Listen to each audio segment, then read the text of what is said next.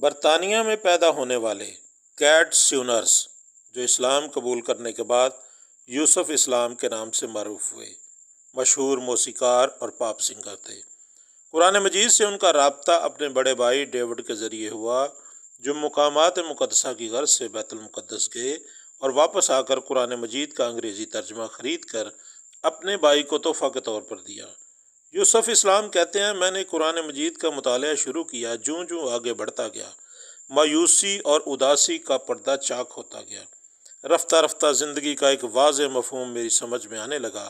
میں جس حقیقت کے حصول کے لیے بھٹک رہا تھا وہ قرآن مجید کے مطالعہ سے حاصل ہو گئی۔ شک کے سارے کانٹے ایک ایک کر کے نکل گئے۔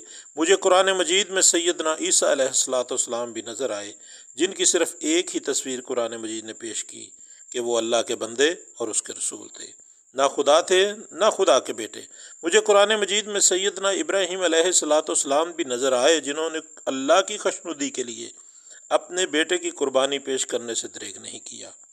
میں 1.5 سال تک قرآن مجید کو بار بار پڑھتا رہا۔ مجھے یوں محسوس ہو رہا تھا شاید میں اس قرآن کے لیے پیدا کیا گیا ہوں اور یہ قرآن میرے لیے نازل ہوا ہے۔ میں اب تک کسی مسلمان سے نہیں ملا تھا، لیکن مجھے احساس ہونے لگا مجھے یا تو جلد ہی مکمل طور پر ایمان لے آنا ہوگا یا موسیقی کے دھندے میں پھنسا رہنا ہوگا۔ یہ کشمکش کا وقت میرے لیے بڑا کٹھن تھا۔ آخر ایک روز کسی نے میرے سامنے لندن کی نئی مسجد کا ذکر کیا۔ یہ جمعہ کا دن تھا۔ میرے قدم خود بخود مسجد کی طرف اٹھنے لگے۔